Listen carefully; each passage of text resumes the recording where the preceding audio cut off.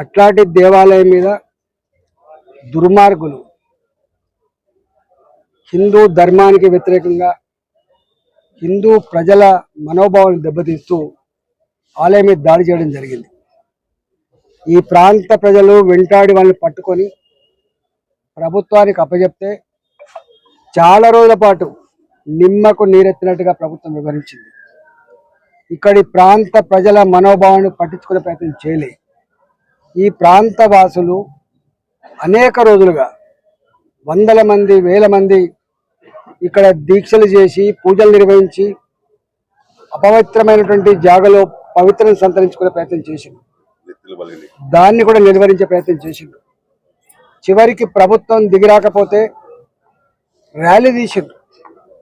ఆ ర్యాలీ మీద అకారణంగా దుర్మార్గంగా పోలీసులు రక్తాన్ని కళ్ళజూసిండ్రు.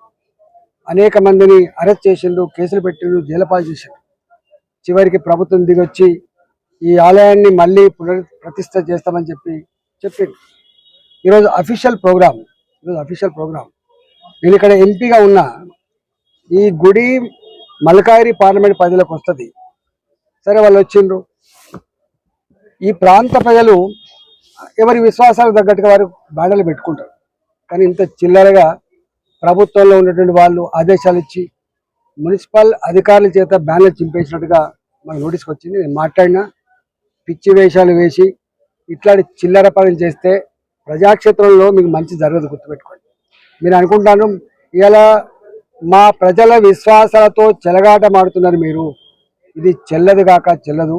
అధికారం ఉందని, పోలీసులు ఉన్నారని ఇవాళ ఇట్లాంటి వెకిలి ప్రయత్నం చేస్తే, అహంకారంతో గతంలో ఇట్లాంటి వెకిలి ప్రయత్నం చేసిన వాళ్లకు ఏ గుణపాఠం మిగిలిందో, ఎట్లా పాత రేషన్ల ప్రజలు ఈ ప్రభుత్వం కూడా ఇట్లాంటి అహంకారపూరితమైన ప్రజల మనోభావాలకు విరుద్ధమైనటువంటి చర్యలు కనుక చేస్తే తప్పకుండా కాలగర్భంలో కలిసిపోతామని చెప్పి హెచ్చరిస్తా ఉన్నా.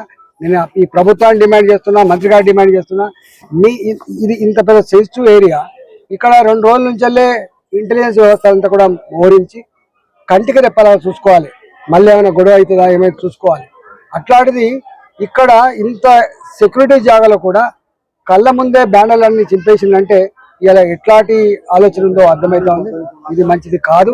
తప్పకుండా దీని మీద చర్యలు చేపట్టాలి. బాధ్యులైన వాళ్ళ మీద కేసు పెట్టి శిక్షించాలని చెప్పి మేము డిమాండ్ చేస్తాం.